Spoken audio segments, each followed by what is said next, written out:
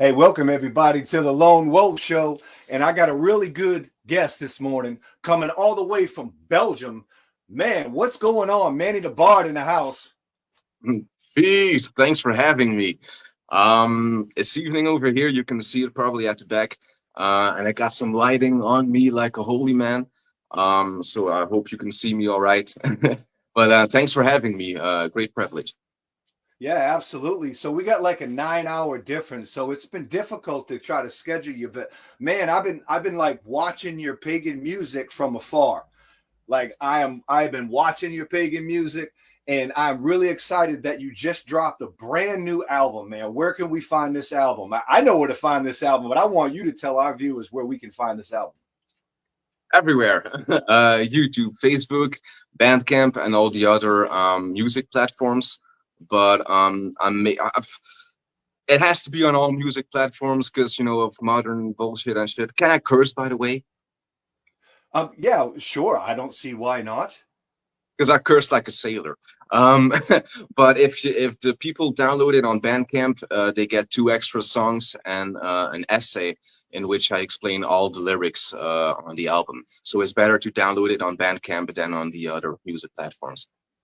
hmm I don't know so much about artists off of the continent, but a lot of the American pagan musicians prefer Bandcamp because the money goes directly to the artist. It doesn't cut corners. iTunes and all the other distro kids and CD babies, they're not getting the cut. All the money is going to the artist. And a lot of times, it's very important that artists can make a revenue because it just helps them buy a cup of coffee, or um, buy a cup of coffee, or perhaps make better music. Yep. Yeah. Salute to that, man. Salute to that. Yeah. So, man, when did you first start writing raps, man? And who are your mainstream artist influences? Ooh, all right. I started writing when I was 10. Um, at that time, one of the biggest influences was Will Smith because that's how I learned my English by watching The Simpsons and The Fresh Prince of Bel Air. Because we have subtitles here, so we listen to the English being spoken. Um, but yeah, I started writing when I was 10. Started producing when I was 19, and everything sucked by then. But eventually, I started becoming okay in it. Um, and now, like big influences um, in rap music, it's yeah, like the big people, like Rakim, KRS One. Um, there's a couple of others, like Cannabis. Kalki is one of the more underground, I guess, but he's like phenomenally good. Um, and then there's just other, music styles. I love Burning Spear, reggae music. There's, Planksty was one of my favorite bands, is Irish folk. Um, and then, like Lorena McKennitt. Wow, what an amazing artist. Yeah. Yeah. Um, yeah, and then medieval music, that's just it's dope. I love the instruments too. So what's going on in Belgium in your location? Like I've been following your music for a long time, but man, I've been seeing some pictures that you're putting out, publicly, like that you're surrounded by people like that they're doing music. Like I've seen some really good pictures, man. What's going on with you, musically? Nothing much really. I used to be part of the local cipher in Ghent. Uh, we just it was some freestyle circles and had some DJs and beatboxers and graffiti writers and just like hip hop stuff, right?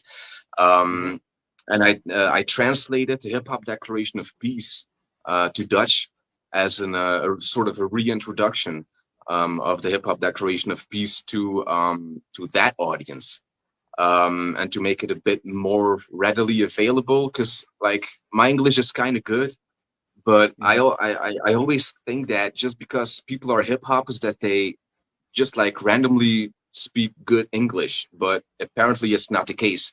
Mm-hmm. So it's kind of it came in handy that I translated it to Dutch, as a reintroduction of true hip hop values to a hip hop audience that probably wasn't really aware of what hip hop culture really was.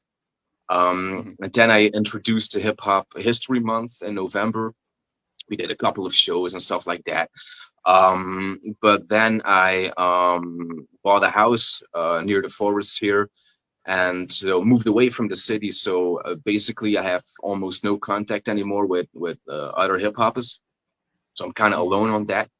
Um, and musically, nothing much is really happening for me. You know, I just do my music and I hope it reaches somebody.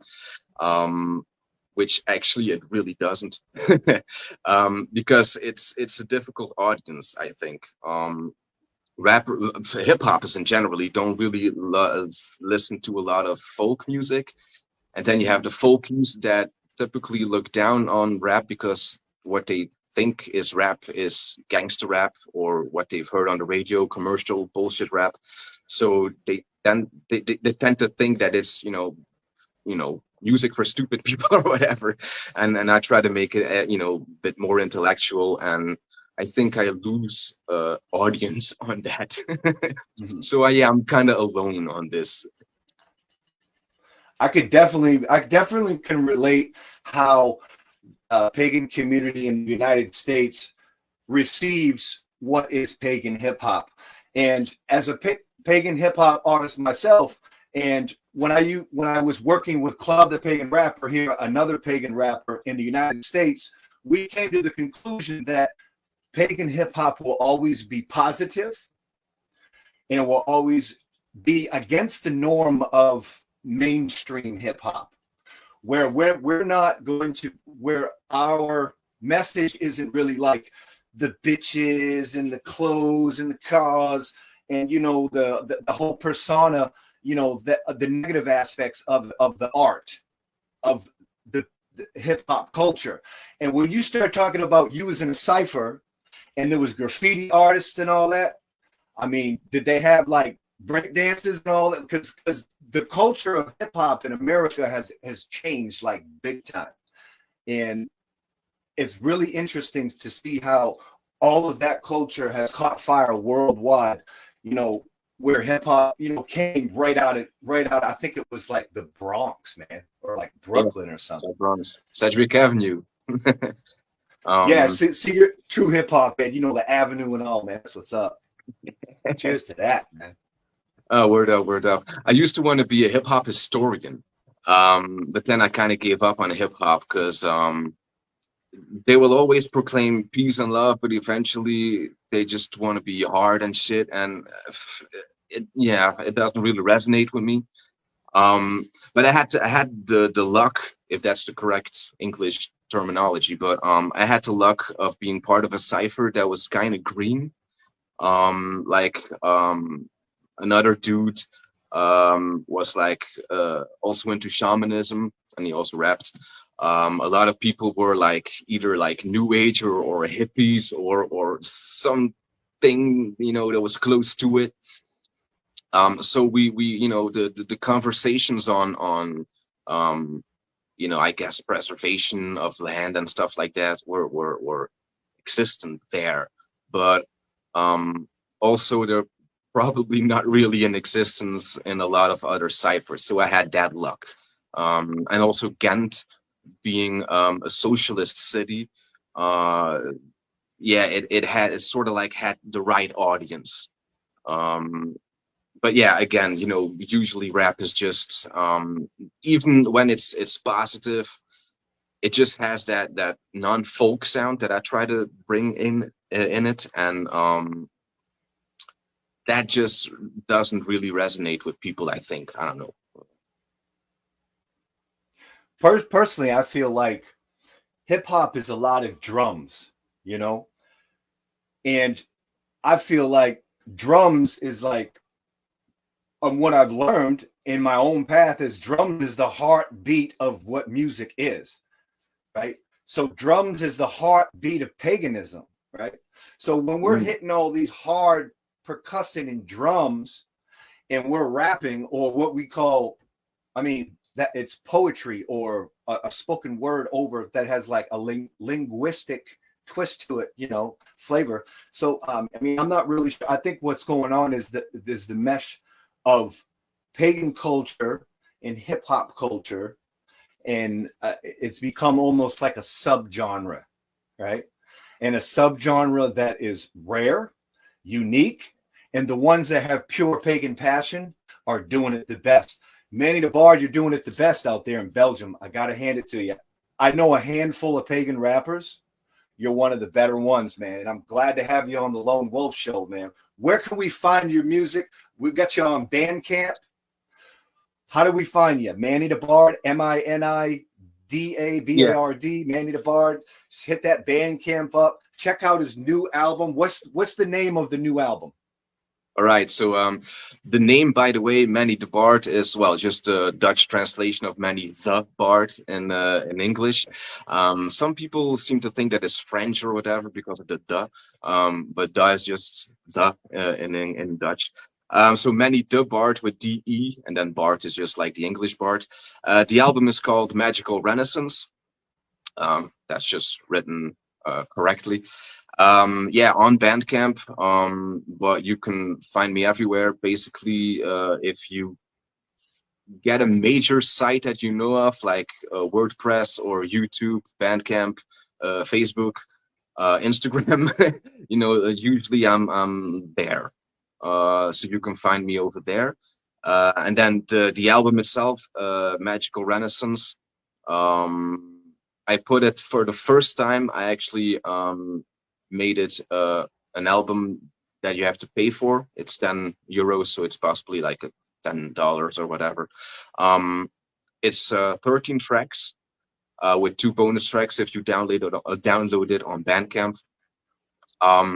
And I included the essay because a lot of lyrics on the album are quite difficult, I think. I really try to get away from anything mainstream, and I was like, fuck it, you know, I'm just gonna go deep down into what I kind of view as underground European philosophy. Not that it's really underground, but it's just that not a lot of people know it's there.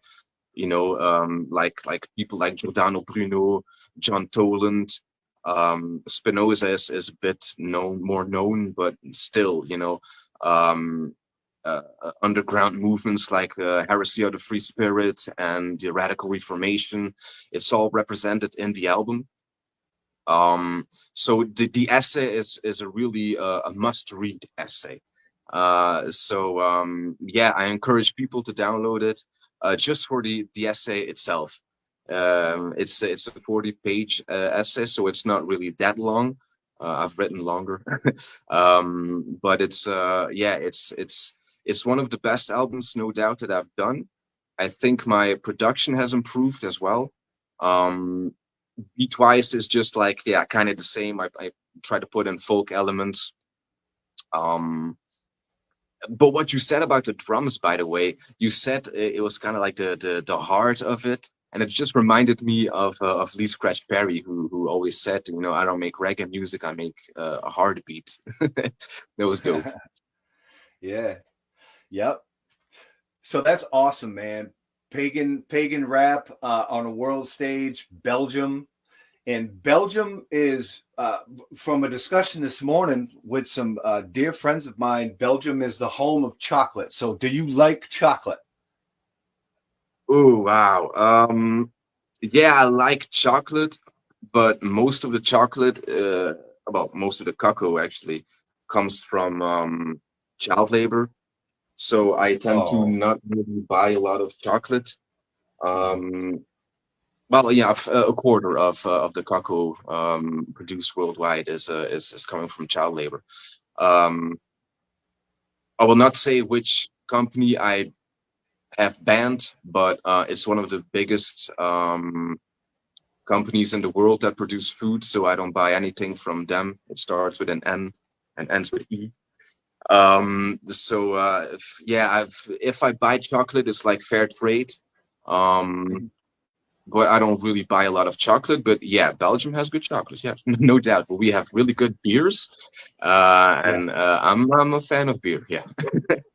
You're a fan of beer. What's your favorite Belgian beer? Ooh, the regular one is Jupiler. Okay. That's just just a regular beer. I think Stella Artois is more known in America. Mhm. But then you have like the I don't know how you say this in English, but like the Trappisten. They're like castle beers or whatever you can call it. They're more heavy. Rochefort 8 or 8 is one of my favorites.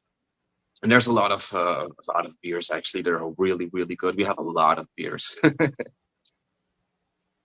No, I gotta say, Manny, you're a really smart dude, man. I checked out your album yesterday on Bandcamp. I listened to the whole album while I was working, and man, I gotta say, sometimes you'll drop like different languages in the album. How many different languages do you rap in on the Magical On the Renaissance album, album?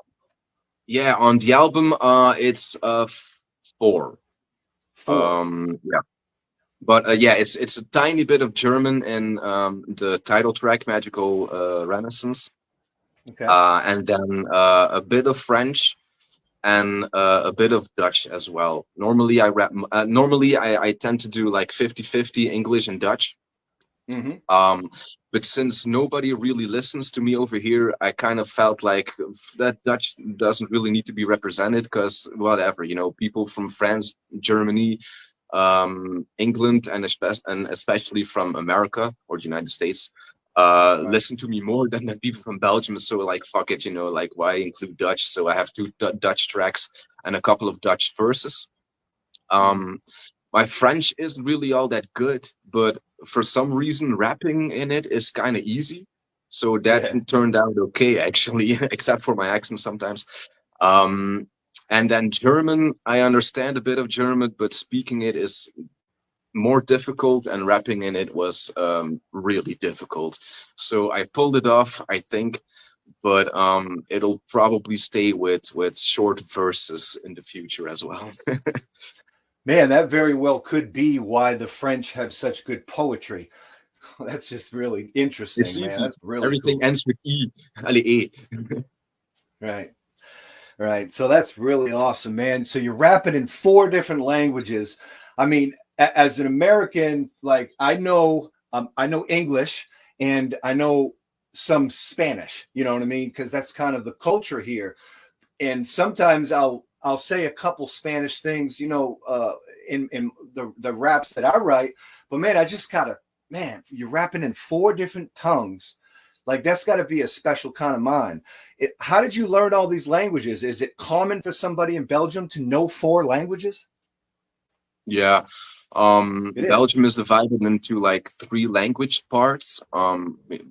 Mostly it's Dutch and French. The northern part is Dutch, Flanders, and then Wallonia, the southern part, is French. We have a tiny bit of a German attachment because of the World War. So they still speak German over there. But usually it's just Dutch and French that is represented as Belgian. And in Flanders, we start to learn French from when we're well, depending on the school actually. But I started learning French from when I was 10, which is kind of early, but still my French sucks. So, and I always studied languages. So, I mean, I can go to Wallonia or France and ask the way or ask a beer or ask for the bill or whatever, and have small conversations. But like, I wouldn't be able to do this in French, for example. Hmm. Now you mentioned that in Belgium, there's not a huge big audience for pagan rap, and that it seems like other countries are kind of more open to hearing it and everything. I mean, to me personally, I mean, pagan rap is a subgenre, and it's definitely a minority, smaller genre of music, even in the United States. But perhaps more of a flair here than there. At the same time, like I just think it's amazing. And which leads me to my next question. your influence with the writing that you're doing is coming from a spiritual side of you personally. What spiritual tradition are you involved in, or do you have one at all? Yeah. Um, I started feeling weird and thinking about life when I was 6. So I kind of got into mysticism from a very early age. And then when I was growing up, I studied a bit of witchcraft and Satanism. Um, and then eventually I just started looking like, no, I have to have one path, one way that I can focus on and learn. And the thing that came to mind that really resonated with me was like Native American stuff. And I'm like, why would I study Native American stuff? I'm from Europe, that's just weird. So what tradition that is like in can be compared to Native American stuff was closer to home, and that's just Celtic stuff. I mean, Belgium is named after the collection of Celtic tribes that used to live here, and we might have even spoken our own language, but we don't know that. That's a hypothesis. But so yeah, the Celts were here. This is Celtic territory basically before we got taken over by the Franks and the Germanic people, and spiritually taken over by Christianity, by the invasion of Christianity, like I always put it. So I started with Druidry when I was 19, and I was following the New Order of Druids, the NOD, which is based in Antwerp in Belgium. We're a Druidic order from Belgium, actually. But eventually started getting into a lot of other stuff as well, again, like alchemy. Alchemy as a great tradition in all of Europe and all of the world, actually, really.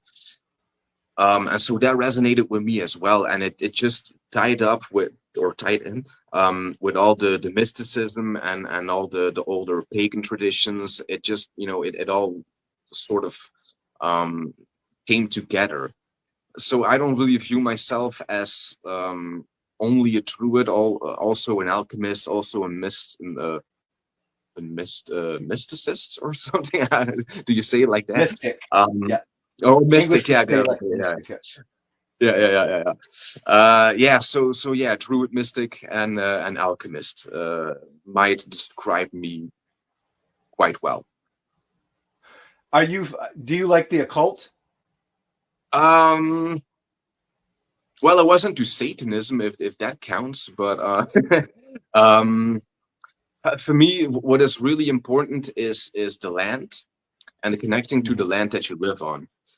This is what I wanted to say, actually, because like I know of no pagan rappers in Europe except for Taju Sieben from Germany, who is a pagan and also raps.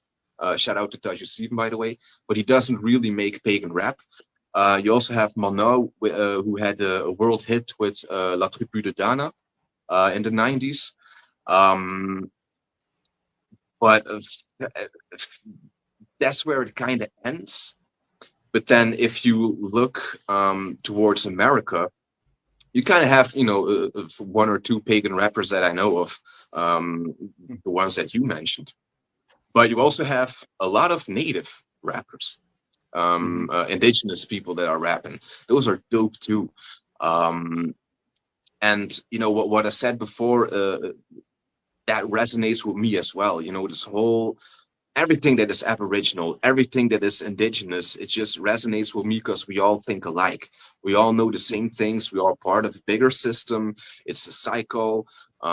We are not the most important on the planet. We're just a part of it. And as long as we can support the system, we will support ourselves instead of destroying it, like we're doing right now within a capitalistic system.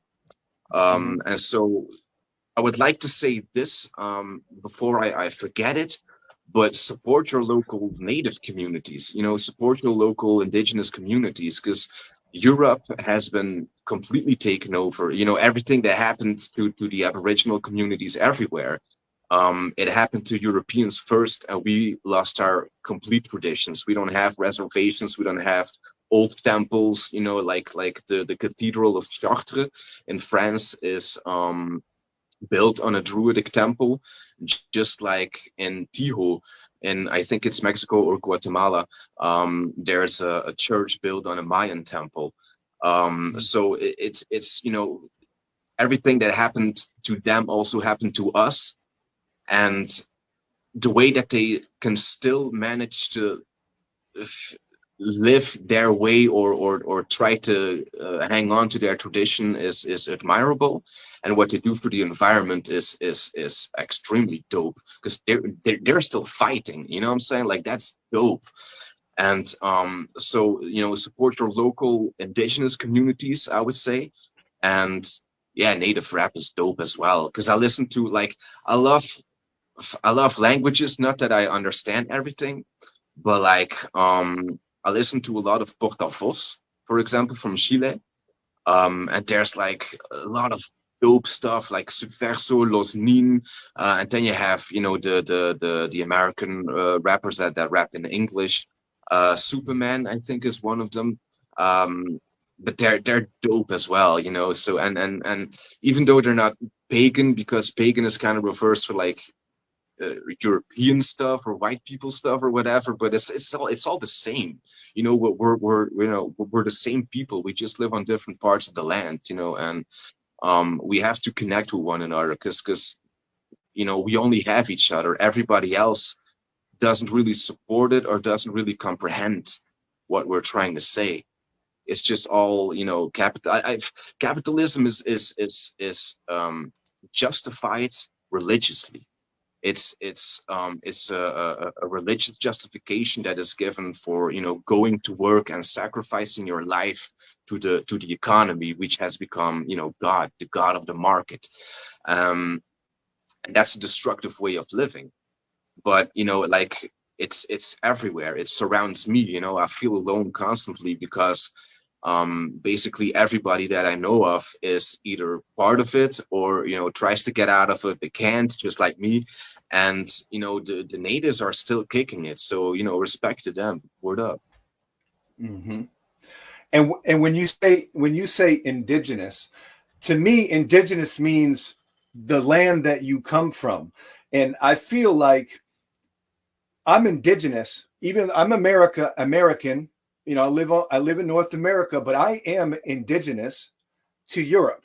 I am indigenous to southern Italy, to Ireland, to England, and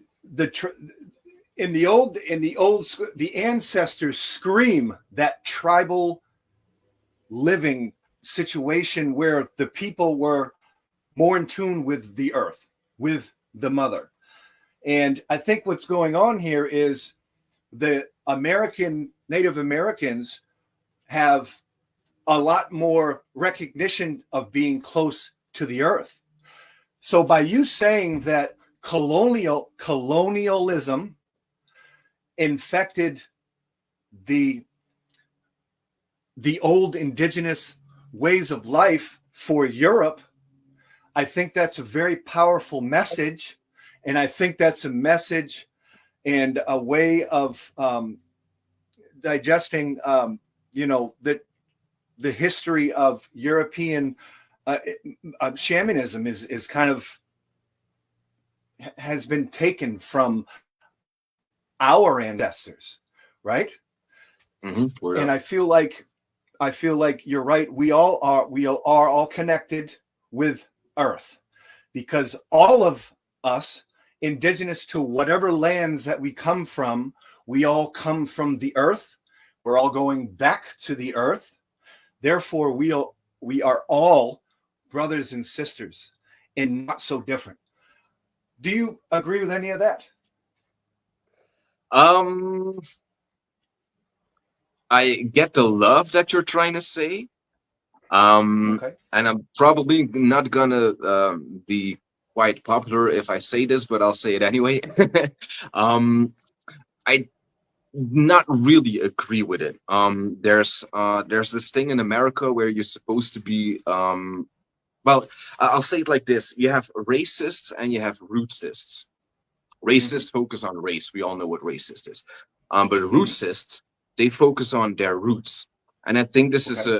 a weird concept because a lot of Americans do this. They will say, "Oh, my dad is Irish, Italian, and my mother was German, Polish." And here in Europe, was like, "How can you be German, Polish? Like you're either German or you're Polish. Like, like either you live Hmm. in Germany or you live in Poland. You can't live in both. Like double nationality is weird for us, unless Okay. if you're born somewhere and then you inhabited some other place. But I also think that if you select your ancestry, you're kind of like lying to yourself because oh, my ancestors came from Ireland. Like, how do you know that? Like, they might have migrated from England before that. Like I'm a Belgian, but my great granddad or whatever migrated from Germany. But I don't call myself a German because I'm not from Germany, so why would I call myself a German? And Americans have this thing because I think they all kind of lost their ways or whatever in the whole like merging together of America. So everybody is trying to search for their roots or searching for any type of connection to life. But yeah, no Europeans think that Americans are Europeans. Okay. You're all Americans, and Right. that's where it kind of ends. And the whole thing of tracing your ancestry to where you want them to be, like Ireland is like, oh, we're all Irish. Yeah, Hmm. Ireland is cool. I get it, but like inherently, we all come from Africa. So why don't you call yourself an African then? And it starts to become weird when you select your ancestors. Like it's kind of like the same thing as saying, oh yeah, one of my ancestors was a shaman, so I'm supposed to be shaman. Like probably one of your ancestors was a murderer or a rapist or whatever. So like, why are you selecting your ancestors? That's kind of a weird thing. And I feel like um if you can really connect to European soil, um by all means go for it. I have nothing against it, but it's like if you've never been here or if you don't speak the languages that you're supposedly from, it's kind of a weird thing to say that you are that. Hmm. And also there's something more beautiful possible. There's something possible that is more beautiful in America, and that is the connection of all people that are there, and the connection to an American identity, and quite possibly even a Native American identity, because I would say to be a real pagan is connecting to the land that you live on, and it can be connecting Hmm. to a place far off. The tree grows where its roots are, and your roots are in America. And you might not like to hear that, but it's kind of, you are a Native American. And I feel like pagan people or any type of people really in America or in Australia or whatever, if you would go to the local tribes and try to connect to them and ask them, can you teach us your ways, because we live here anyway now, so can we form a tribe all together?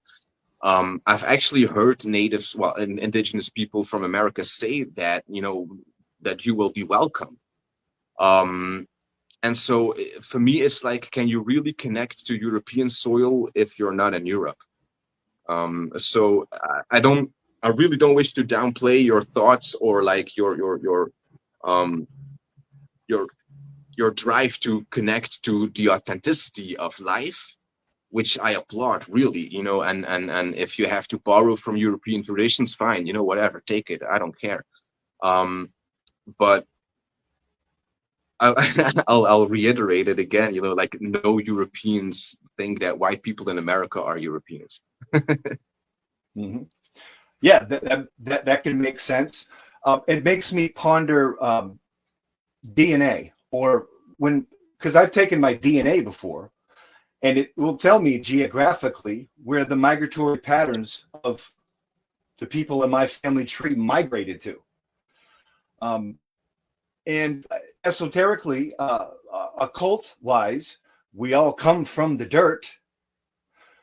So yeah, so and you're absolutely right about Africa, and I think it's on the western seacoast. The oldest remains, human being skeleton remains, are found in Africa. So yeah, that does make sense to me. However, with wordplay, if I was to tell somebody that is indigenous to America or this continent and tell them that I am a Native American, that wouldn't go over so well.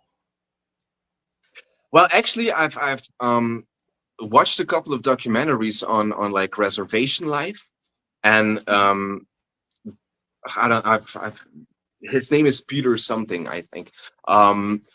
And he asked the one of the tribal members, like, what should I call you or whatever? Is it Native American? And and his response was, no, you're Native American. I'm just indigenous. But oh man, what did I want to say? Oh yeah. The Australians have this thing about song lines, right? Or in the Dreamtime, there's this song that is, well, it's a song, but you can trace literally the steps of what they've done, and turn right at the big rock or whatever. But if you trace the song, the rock is really there. So they basically have their migratory lines as songs. And I think because we all live in an international world now, and some people will have migratory pasts, and there's nothing wrong with that, and you can include that in your spiritual practice. So you can basically have like the two, like, oh yeah, we came from Italy and this or that, and you can turn it into song or turn it into some spiritual thing. But also connect to the land that you're at right now. Like Rakim once said, it's not where you're from, it's where you're at. And I think, and he got a lot of heat for that for some reason. But I think that's the truth, yeah.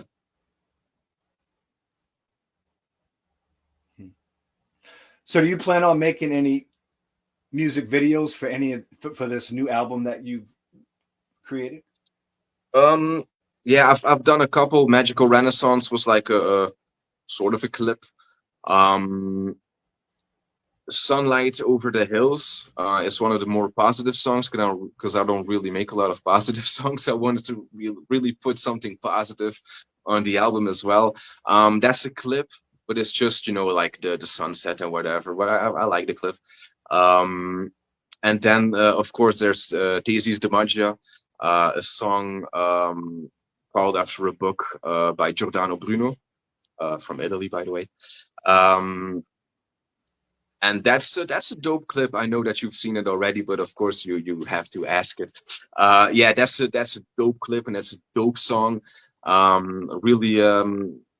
Really quite content with how that turned out. Yeah. So what is your overall message to our viewers? Ooh. Give us a message. Give us some words of encouragement, advice. There's going to be some viewers, next week, maybe a year or two from now, who knows? But they're going to find this interview. We're going to say, "Wow, man, I want to." I'm a pagan rapper, and and they're going to just draw so much inspiration, man. They need some words of wisdom.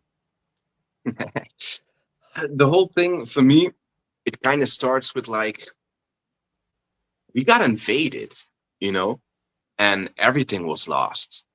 And it's kind of the same story for a lot of people.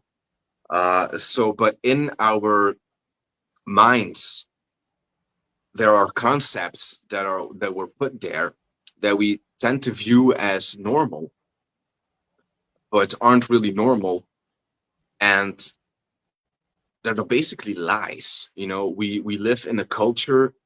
We live a lie that we have turned into culture.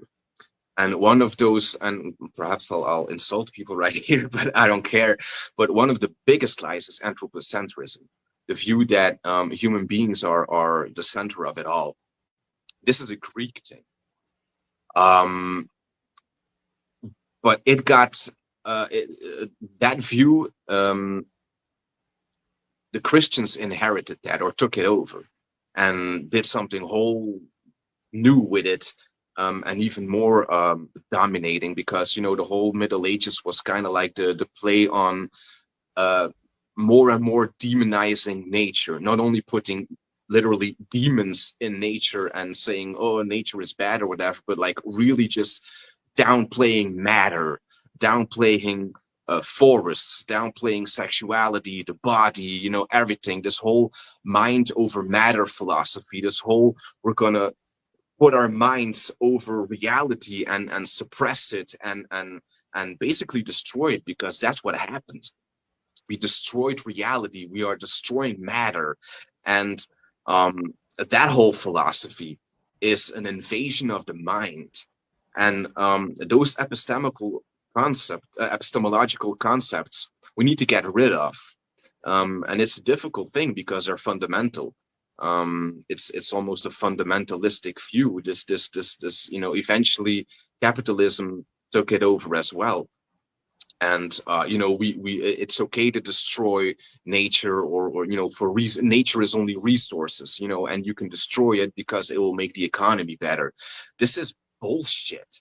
This is not only a lie, but you can clearly see, like, you don't need a Marxist theory to criticize capitalism. You can just look at what they've done. They've I've for my second book that I'm writing, I opened the second book with like not really a summary, but just like a short, quick and overview of what is what the environmental crises are about, and it's just way worse than anybody can really think. And this whole destruction, it needs to stop. And for it to stop, one of the easiest things that you can do is just to connect with the land and to connect with reality. Like growing your own food is something so simple but so radical. If you grow your own food, people think of you as being weird for some reason, but it's no, that's normal. Not growing your own food is weird. Like, why wouldn't you grow your own food? It's just planting a seed. How difficult can it be? Crafting, making your own food. A lot of people just buy trays from the supermarket from industrial food, and our food is literally poison. Literally, it's weird that this has come to be viewed as normal. So just try to get back authenticity in your life by whatever you can do, crafting or growing your own food, or walking more, spending time in the outdoors, whatever, but that coming back to reality is a whole different mindset. And it's difficult, no doubt. It's difficult because you'll be ostracized by a lot of society, but in some ways it's also pleasant, because, well, at least you're authentic, at least you're living life the way our ancestors did it, because it's also a way of connecting to the ancestors. And we are the ancestors. It's not only a spiritual concept of genetical inheritance, but it's also a concept of future. The Native Americans have this thing of the 7 generations. We are the ancestors of our descendants, and we have to take on responsibility. Responsibility is something that we have completely lost in our society. There is a responsibility crisis. And if you tell people, like I'll give you a quick example. Like, I eat meat sometimes, but not always. I'm usually make vegetarian meals because of the complete torturing to death of animals. But if you say it to people, it's like, well, I don't care, or whatever, fuck animals. But then they always say that they're animal friends. They always have animals, and like, oh, they're my little precious babies. Like, why would you allow the torture of animals if you like animals so much. It's just weird. Like, we have to get back to an authentic lifestyle, and you can kill animals for food. I really don't care. But don't torture them to death, you know. Mhm. Um, Yeah. and you know, just authenticity. Um, and you can get that in a myriad of ways. But you know, like paganism, you know, is just a coming back to reality, just coming back to land. Um, and that that's real life instead of the fakeness that we are living. And I don't like fake. So yeah, you know, be real, you know. Like Kool Herc, the father of hip hop, once said, it's not about keeping real, it's about keeping it right. And you know, and he was completely correct on that. You know, it's a right way of living, it's a moral way of living. You have to take responsibility for your own actions, and that is what we're missing right now, and we need to get back to that. Manny, thank you so much for coming on the Lone Wolf Show, man. It's been an honor, man. A pleasure. We're going to continue rocking that pagan hip hop that you're creating in Belgium, man. It's awesome. Thank you. Thanks for having me, man. It's really dope that you invited me. And perhaps we can do this another time, man. You know, we can go deeper into some concepts, because this was just the beginning, you know.